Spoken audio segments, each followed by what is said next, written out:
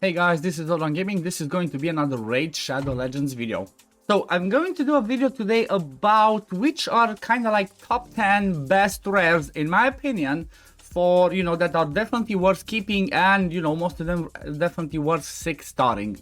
There might be some that I left out, but there might be some that I put in this list that you might think like, oh really, I never thought about that. So I'm trying to choose from the rares which have like the biggest versatility. So I'm not gonna pick somebody like, I don't know, not gonna put somebody like a Paragon that's just good for, the Paragon cheese, you need them at low level and that's about it.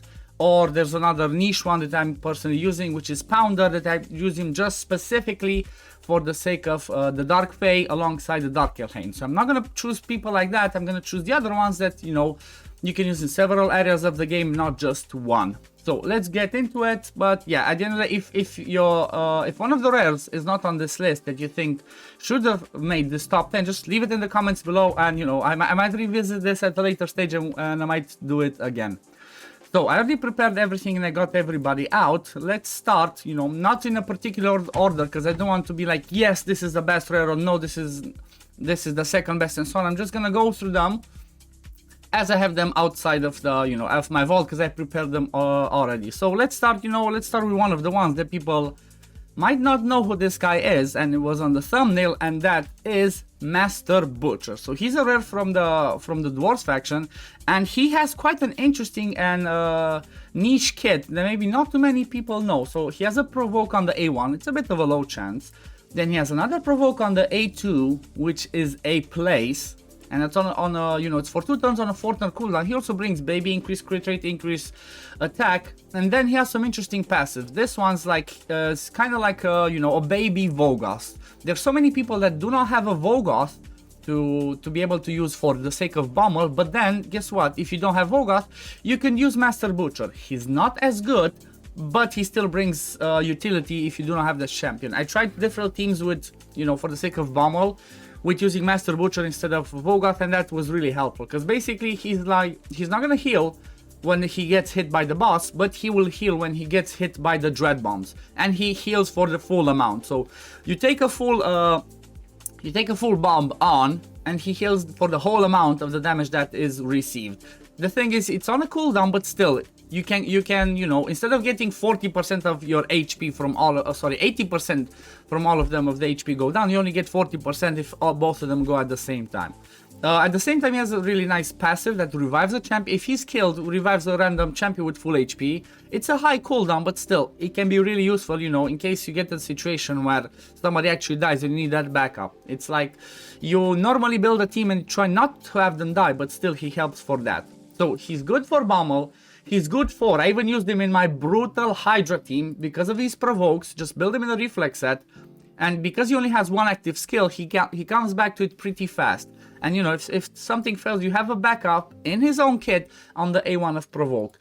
At the same time, because of that provoke and his passives, I used him for the secret rooms, for the rare spirit ones. For he's pretty good overall. He's definitely worth mentioning. I used him a lot, and I'm quite sure lots of people do not know about this rare. So now you know, guys, and hopefully he's gonna help you with dealing with the content that I just mentioned. Another one that I'm gonna mention now is, again, I'm just taking them in the order that I see them here. The next one is Soulbound Bow. She's a rare from the Barbarians. She's attack based. She's mostly known for being used because of her A1. She's mostly known being used in the rare secret rooms, put in a stun set, because AV1 plus stun set equals happiness. But that's not all she can do. So apart from helping you with the rare attack and rare spirit secret rooms, she could also do a decent amount of damage. Nothing too crazy, because she has on her skills, this one, extra chance to inflict a crit, and then on this one again, extra chance to inflict a crit rate. But apart from bringing what I mentioned, the AoE stun, she also has a full depletion of the turn meter. So for example, early on, maybe you don't already have a Coldheart and you need somebody to help with a little bit of turn meter control. Guess what? Bring her in. She can do that on her A3, and that's really helpful. And at the same time on the A2, she ignores 75% of the target's defense. So she's maybe not, she's not like top 3 if we were gonna tell them in order, but she's definitely somebody that you would like to, you know, keep at least one copy, if not two, for the sake of, you know, there's annoying secret rooms, and for the sake of the help of Spider. Like I said, put on a stun save with enough accuracy, she can bring you a stun chance on the Spiderlings with her AoE A1, and then she can bring the third meter depletion on her A3. This one works up until like stage 20. After stage 21 to 25 is not as efficient because you only deplete half. You only do half of the normal third meter control you would do. But still, I feel like she's definitely worth being mentioned on the list. Then another one that's extremely good is a really unique champion in a sense, that's Renegade. Renegade is like, okay, she's kind of a little bit niche of what she brings, but she can be used in several areas of the game. For Renegade, it's mostly all about her A3. It's basically a reset skill, as we call it. Decreases the cooldown of all ally skills by 2 turns. So basically, for people that do not have the Kaimar Yumekos, when you're trying to do a speed run, you need somebody that resets your big nukes, like for example alongside the Seer. That's where she comes in clutch. She does this, and basically your champions do 1 extra turn and then come back to the nuke. She's really good with this, like I said, for the sake of the speed runs. At the same time, there's some interesting clan boss teams that again use Renegade, but she has to be booked only once. So, you know, apart from enabling speed runs for dungeons, for Doom Tower, she can also enable you a really interesting clan boss team alongside a Warcaster and a what's his face, Skull Crusher, you know. At the same time, something that's really nice about her kit, she also brings a chance to land heal reduction for the sake of the Fire Knight, and she has a triple hitter on the A2 that can also place decreased speed. So for example, for the team that I'm using in Fire Knight, I really rely on this A2 because the triple hitter on the shield means, guess what, the shield's gonna come down faster. So if you time it right, she's amazing for that.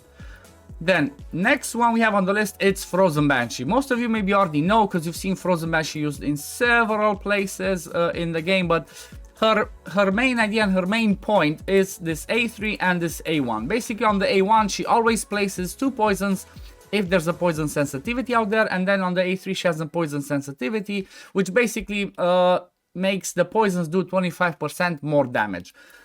Again, just like Renegade, she has some niche uses, but she can still be really good. She's amazing for the sake of clan boss. Like, if you get her early, if you didn't pick Kale as a starter, she's definitely gonna be your poisoner. At the same time, some other ways you can work with her is like something that I've done personally is if you have a speed run for the stage 24 or 25 of the dragon. 25 might be a little bit difficult because of affinity, but for the sake of 24, I used to use a Seer comp where everybody died at on the boss at stage 24, and Frozen Banshee would just solo the boss in either a regen set or, you know, in a lifesteal with high enough resistance to resist the debuffs from the boss and accuracy. As you see, like, I had the regen set on her.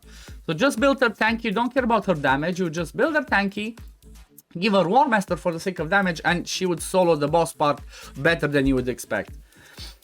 Next one on the list is another one of those unique champions that do a reset, but it's a little bit lower, and that's Painkeeper. So Painkeeper has a reset on her A3. She's mostly known for the sake of, you know, resetting, being used as a reset champion for the sake of the Bat Eater comp, or she's the one that enables the budget unkillable team alongside one man-eater. So if you have one man-eater and a Painkeeper, you can start hitting Ultra Nightmare Clan Boss, and that, you know, that's the goal when it comes to the Demon Lord, because Demon Lord on Ultra Nightmare gives the best rewards.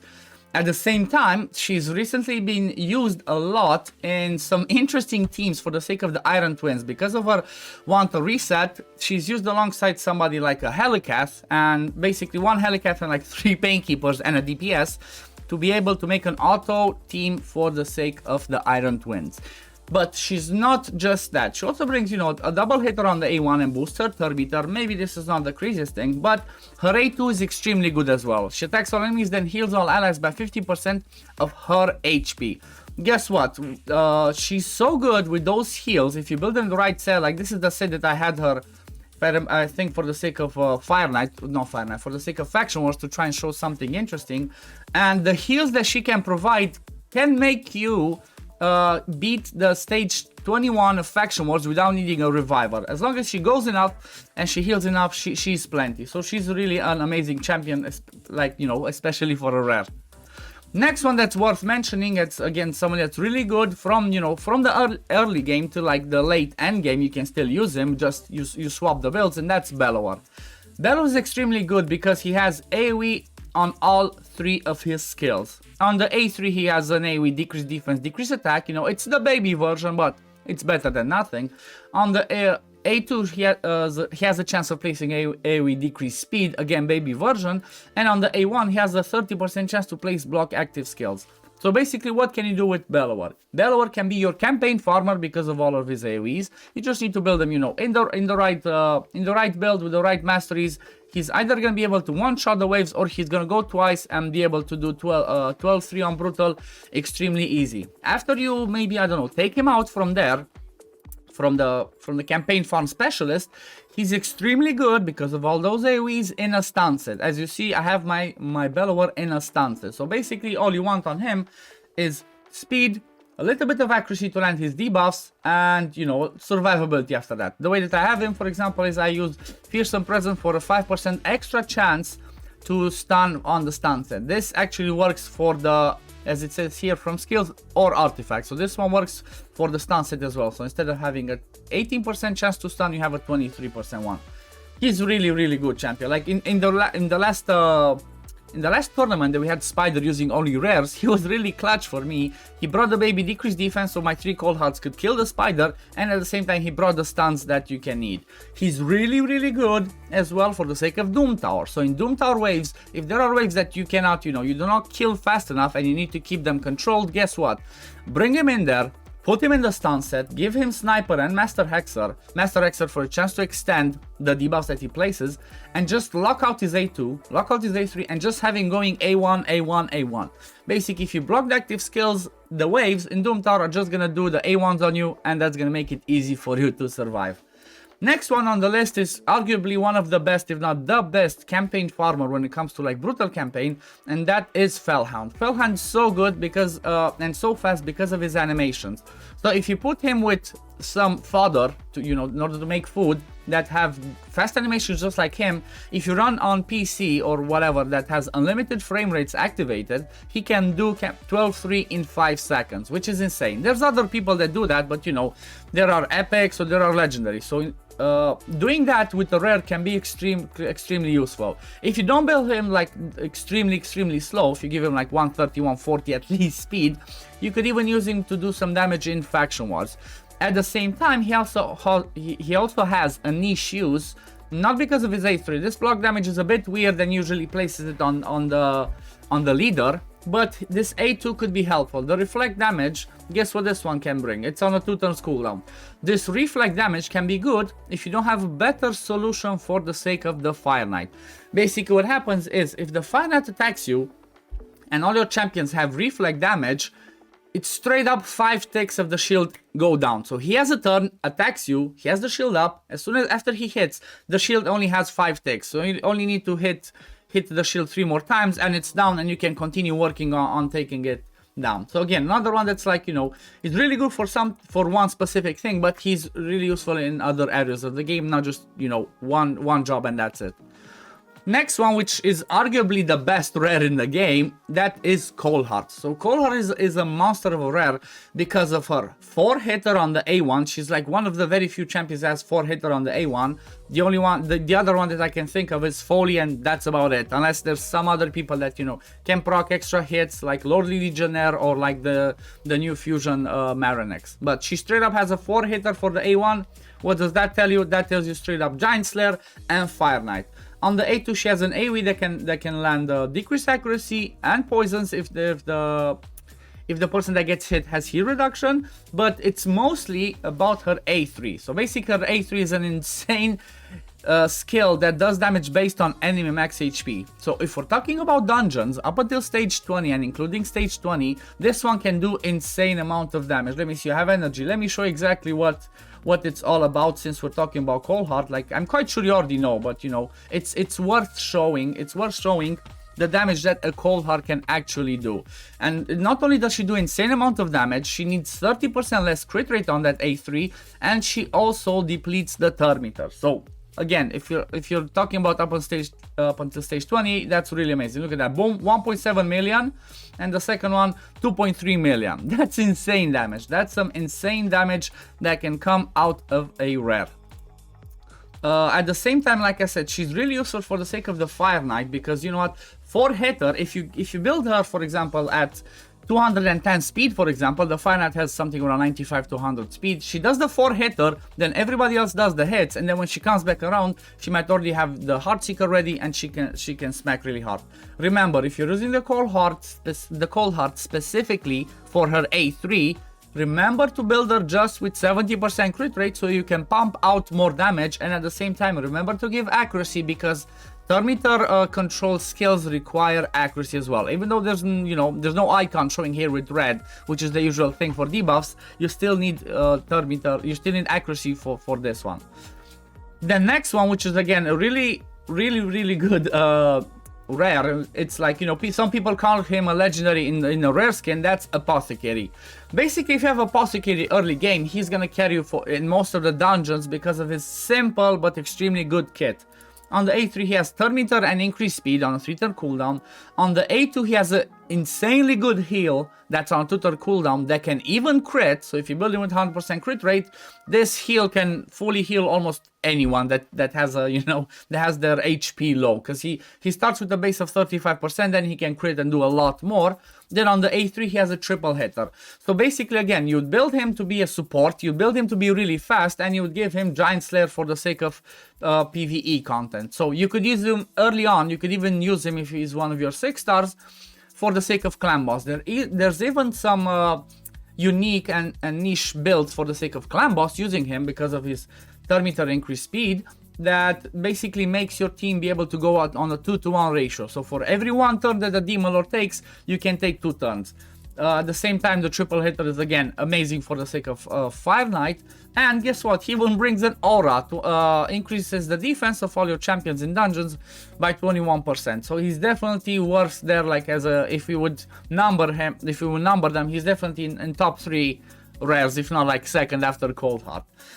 Then the last one that I'm gonna mention is somebody that, again, it's really unique and can be extremely helpful for several contents in the game, and that's Reliquary Tender. I guess for the sake of a rare, she's kind of like one of the best, if not the best reviver, because she brings a revive on a 5-turn cooldown. Yeah, that's pretty high, but at the same time she brings you a cleanse and continuous heal, and she can also bring a baby decreased attack on the A1. So basically, early on, if you don't have a better reviver, she can be really good as your reviver for the sake of dungeons where, you know, you might take a hit, somebody might die, and you need somebody to revive up until you get your seal. She can do that. At the same time, she can be used because of her A2, that's a cleanse on a 3-turn cooldown. She can be used as a cleanser for the sake of clan boss. There's some teams that are not affinity friendly, as we call them, and if you have the decreased speed land on you, or if you take the stun, your team will go out of sync, and that's going to be useful. That's not going to work anymore. That's where she comes in with this cleanse. She can cleanse the stun, or she can cleanse the debuff. At the same time, you can use her even in the Doom Tower, especially when you're facing somebody like the Nether Spider that puts up a ton of poisons on you. She just straight up comes in there, cleanses, and puts a continuous heal on you. So I feel like she's definitely worth getting, you know, in the top 10 list. There's some other good ones like Gnarhorn, there's like Dagger, there's War Maiden, that's, you know, the best decreased defense. But, you know, I didn't want to like mention them straight up, but I wanted to put, you know, I have them here at the back, so that's like some other champions to keep in mind. Honorary mention that I want to say is like the starter champions get honorary mention because they can actually smack pretty hard. So their nukes are really good for a starter, and they can help you out when you start the game to have as a campaign farmer. So unless you pull somebody that's a lot better, like I know a Bellower, a Felhound, or a legendary or an epic that does good AoEs for the sake of campaign farming, then your starters, which are Elhain, Kale, Aethel, and Gaelic, they can be really good. And you know, I didn't really mention them, but I wanted to, I didn't put them in the top 10, but I wanted to mention them. So I think this is gonna be it for the sake of my list. If there's anybody that you think that I missed here on this list that you think like, yeah, they should have been on the top 10, please just leave it in the comments below, and you know, maybe some other people can go through the comments and see it, and they can keep in mind like, okay, I really need to keep that champion. But this is gonna be it for the video today, guys. Thank you for watching. If you enjoyed the video, don't forget to like and subscribe, and I'm gonna see you all in the next video. Peace, love, take care everyone. Bye guys.